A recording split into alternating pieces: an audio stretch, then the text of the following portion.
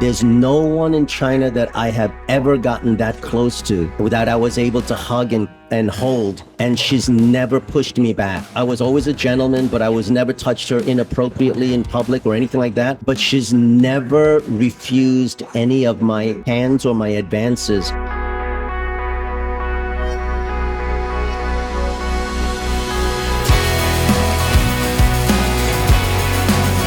She was so happy, and then I was like, so I'm ready for a kiss, like a celebratory hug and a kiss. And then she does this. She goes, okay, give me 5.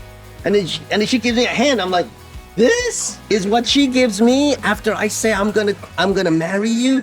You know, when you say it's not romantic, when you say I'm gonna marry you and I'm gonna make you my wife. She goes, okay, now shake my hand. And I was like, what? That's it?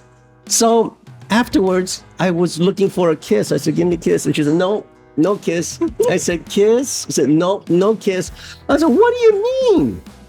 So then later on, she said, so she was saying that you foreigners come to this country trying to, make love to us and then run away and then just leave us.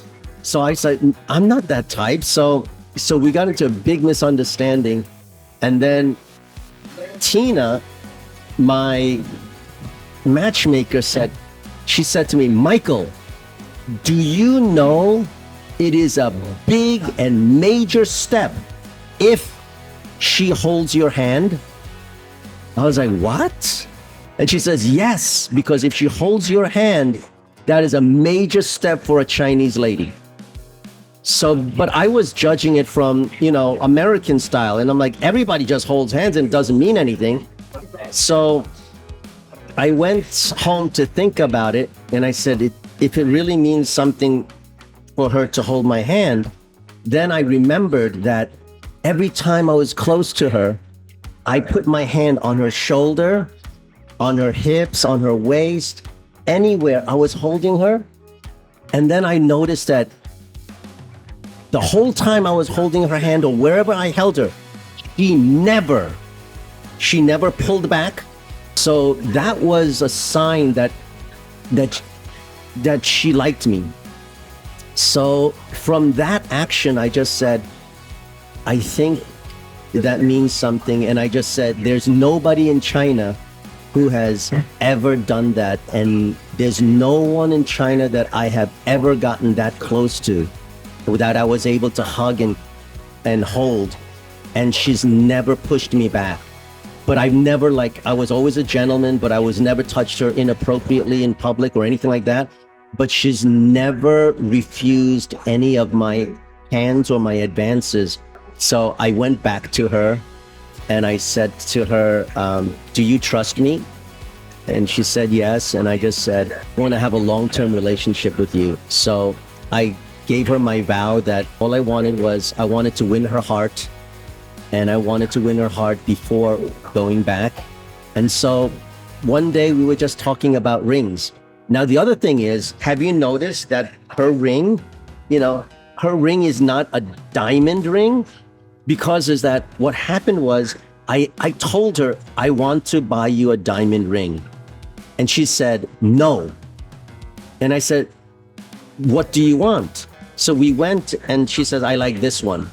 And I said, are you sure? Because I can get you a much better ring, a diamond ring. And she said, no, it's a waste of money. So where do you hear that in America? In America, they're like, no, I have to see the rock. I have to see the big rock. I need to see a big diamond ring. But instead, this one said, no, it's a waste of money. I think we can use the money better for something else. So I said, are you sure that's all you want? And she says, this is the best one I really want from you. So I just said, okay. I took out my credit card and then I bought the ring. And then she said, we're engaged. And I was like, wow, we are. So that's how we became engaged. And I couldn't believe it happened that fast.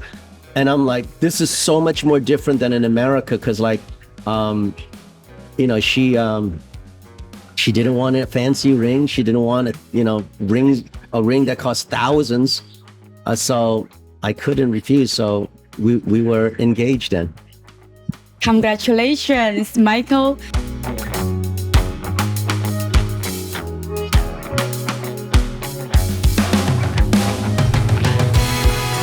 Searching for that one special woman to complete your life? Join men from all over the world as they take a trip and find their future brides.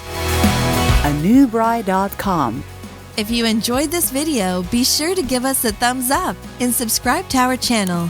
Then click on the notice bell to get notified every time we add something new.